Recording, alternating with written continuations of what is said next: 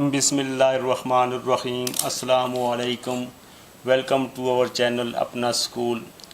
आज हम इस वीडियोस के अंदर ट्रिग्नोमेट्रिक रेशियो ऑफ 360 डिग्री यानी 360 डिग्री का जो है हम ट्रिग्नोमेट्रिक रेशियो जो है वो फाइंड करने की कोशिश करेंगे इस वीडियोस के अंदर।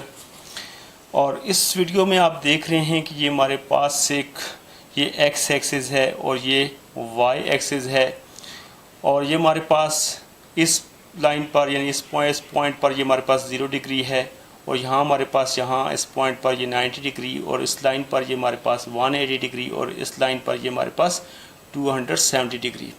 और 360 डिग्री जो है हमारे पास जहाँ पर 0 लाई करता है, यानी 0 और 360 की जो इनिशियल जो है वो साइड है वो सेम है, यानी 360 भी हमारे पास इसी लाइन के ऊपर आएगा। तो अब हम इस सर्कल के ऊपर यानी इस क्वाड्रेंट में, क्योंकि हम 360 को हम फाइंड कर रहे हैं, तो 360 जो है हमारे पास यहाँ इस पॉइंट पर आता है, तो हम इस क्वाड्रेंट पर यानी सर्कल पर एक पॉइंट ले देते हैं जिसका नाम हमारे पास क्या है, P। इसको हमने P का नाम दे देते हैं। P को हमने क्या करना है, O के साथ ज्वाइन करना है। ये OP जो है ये हमारे पास क्या है, रेडियस।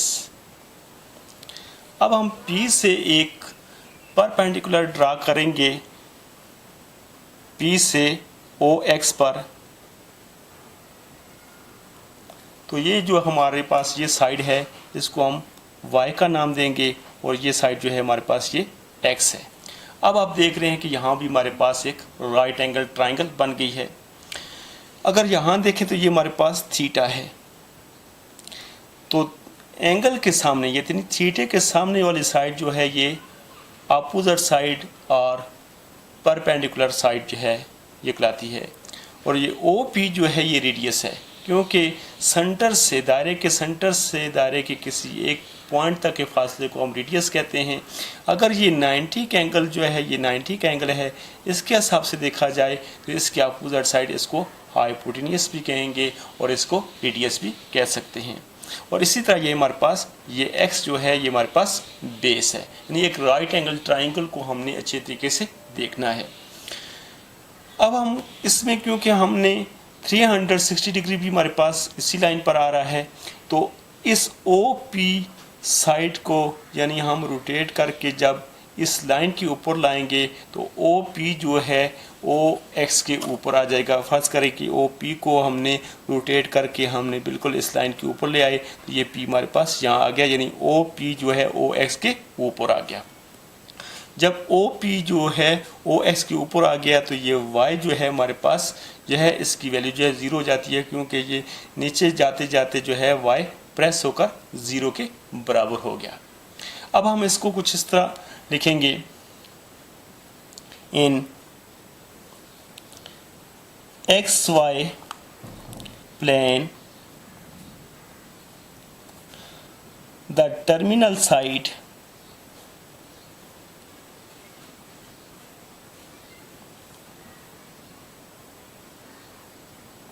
OP जो है ये हमारे पास टर्मिनल साइड है, और OX जो है ये हमारे पास इनिशियल साइड है। In XY plane the terminal side OP of an angle theta is coincide with OX।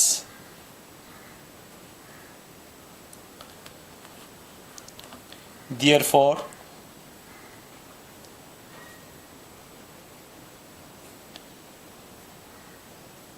Radius vector, तो रेडियस वेक्टर में हमारे पास जो OP जो साइड है, यानी OP को हमने R से ज़ाहिर किया है कि ये रेडियस है, तो OP इक्वल है R के, और ये OP जो है अब OX के ऊपर आ गया है, तो अब हमारे पास जो R है वो किसके इक्वल है, X के। या हम ये भी कह सकते हैं R x की इक्वल है और x जो है वो किसकी इक्वल है, R की। एंड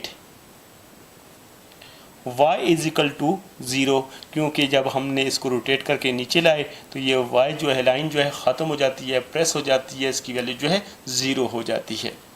तो अब हम इसकी ट्रिग्नोमेट्रिक रेशो फाइंड करेंगे। तो सबसे पहले हम साइन 360 डिग्री देखेंगे कि ये किसके इक्वल है। साइन को देखा जाए राइट एंगल ट्राइंगल में तो ये परपेंडिकुलर साइड बाय हाइपोटेन्यूस के इक्वल होता है। तो परपेंडिकुलर साइड हमारे पास y है, हाइपोटेन्यूस हमारे पास r है, तो हम इसको लिखेंगे y divided by r। Next step में इसकी वैल्यू को पुट करेंगे तो y की वैल्यू जो है हमारे पास है 0, जबकि r की वैल्यू जो है वो हमारे पास है x,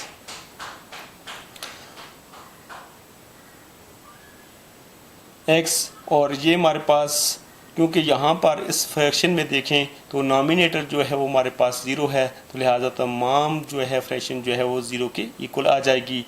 तो साइन 360 डिग्री जो है किसके इक्वल है, 0 के। अब हमारी बारी है वो है कॉस 360 डिग्री की। राइट एंगल ट्राइंगल को अगर सामने रखें तो काज जो है किसके इक्वल है, काज हमारे पास बेस बाय हाइपोटेन्यूस के इक्वल होता है। तो बेस है हमारे पास x और हाइपोटेन्यूस है हमारे पास r। नेक्स्ट स्टेप में इनकी वैल्यू को पुट करें तो x की वैल्यू जो है x के इक्वल है, जबकि r जो है ये भी x के इक्वल है। तो x को x से ये कट जाएगा तो इज इक्वल टू ये हमारे पास 1 आएगा। एक और बात भी आपसे वाज़ेह करते जाएं कि ये 4 क्वाड्रेंट में है, इसमें x की वैल्यू जो है वो पॉजिटिव होती है और y की वैल्यू जो है वो नेगेटिव होती है। तो यहाँ पर ऑलरेडी y जो है 0 के बराबर है, तो 0 हमेशा पॉजिटिव ही रहता है, नेगेटिव में कभी नहीं आता है। तो इसलिए यहाँ पर हमने 0 के साथ जो है नेगेटिव का साइन नहीं लगाया, क्योंकि यहाँ 4 क्वाड्रेंट में x की वैल्यू जो है वो पॉजिटिव होती है और y की वैल्यू जो है नेगेटिव होती है, लेकिन y जो है वो 0 के बराबर है, तो लिहाजा हम 0 के साथ नेगेटिव नहीं लिखा सकते, तो इसलिए हमने यहाँ नेगेटिव शो नहीं किया।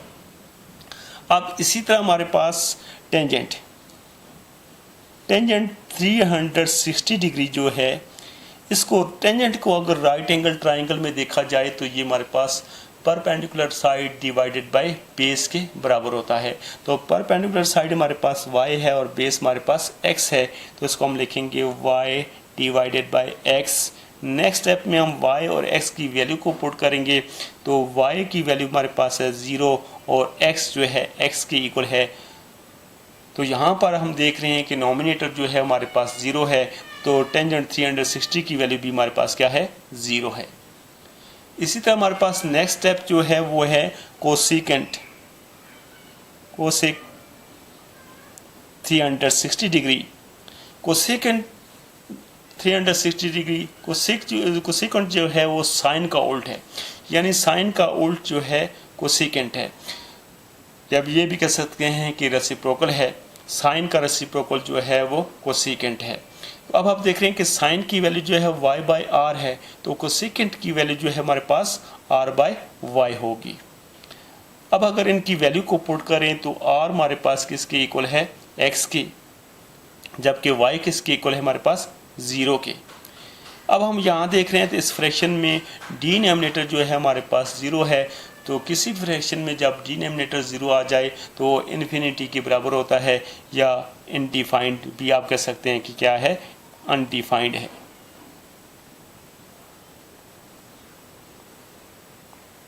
अनडिफाइंड है। अब इसी तरह हमारे पास नेक्स्ट जो है ट्रिग्नोमेट्रिक रेशियो जो है वो फाइंड करेंगे सीकेंट 360 डिग्री का। अब सीकेंट जो है कॉस का रेसिप्रोकल है, कॉस हमारे पास है x डिवाइडेड बाय r, तो सीकेंट हमारे पास होगा r डिवाइडेड बाय x। तो r की वैल्यू जो है हमारे पास x के इक्वल है, और जबकि x जो है x के इक्वल है, तो x को x से हम काटते हैं तो ये हमारे पास आ जाएगा 1। तो इस तरह सीकेंट 360 डिग्री जो है उसकी रेशियो हमारे पास किसके बराबर है, 1 के बराबर है। अब इसी तरह लास्ट में हम फाइंड करेंगे कॉट 360 डिग्री। कार्ड जो है वो टेंजेंट का जो है रेसिप्रोकल है, तो टेंजेंट 360 जो है इक्वल है y डिवाइडेड बाय x के, तो कार्ड हमारे पास क्या होगा, इसका रेसिप्रोकल होगा यानी x डिवाइडेड बाय y की। अब अगर इनकी वैल्यू को पुट किया जाए तो x जो है इक्वल है x के और y जो इक्वल है वो किसके, 0 के। तो यहाँ हम देख रहे हैं कि जो डिनोमिनेटर है उसकी वैल्यू जो है वो 0 आ रही है। तो अगर फ्रैक्शन में डिनोमिनेटर 0 हो तो वो इन्फिनिटी के इक्वल होता है। तो ये था हमारे पास ट्रिग्नोमेट्रिक रेशियो ऑफ 360 के हमने ट्रिग्नोमेट्रिक रेशो जो है हमने फाइंड किए हैं। आपके सामने बिल्कुल सिंपल सा काम है, सिर्फ आपने राइट एंगल ट्रायंगल का समझना है कि राइट एंगल ट्रायंगल अगर आपके पास हो तो साइन किसके इक्वल होता है, और इसी तरह काज किसके इक्वल होता है, टेंजेंट किसके इक्वल होता है। अगर पहले इन तीनों की अगर आपने वैल्यू फाइंड कर ली तो आपके लिए कोसेकेंट, सीकेंट और कॉट की वैल्यू फाइंड करनी बिल्कुल आसान हो जाती है, क्योंकि ये तीनों उन तीनों के रेसिप्रोकल हैं। साइन का रेसिप्रोकल कोसेकेंट, कॉस का रेसिप्रोकल हमारे पास सीकेंट और टेंजेंट का रेसिप्रोकल हमारे पास कॉट है। तो बिल्कुल आपने इनको अच्छे तरीके से देखना है, क्योंकि ये काम सिर्फ आपको मैट्रिक के अंदर जो है काम नहीं आएगा। एफएससी में जितने भी साइंस सब्जेक्ट हैं उसमें ये बहुत अहम जो हैं अहमियत रखते हैं ये क्वेश्चन, जिसमें ट्रिग्नोमेट्रिक रेशियो जो है वो बहुत ही अहम है। एक टॉपिक नहीं बल्कि एक चैप्टर के तौर पर आपको ये वहाँ पर मिलेगा। तो उम्मीद है कि ये आप इस पर अच्छी गौर व फिक्र करेंगे और इसको समझने की कोशिश करेंगे। थैंक्स। अगर ये वीडियो आपको पसंद आई है तो इसको अपने दोस्त बाप को ज़रूर बताएं। थैंक्स जी।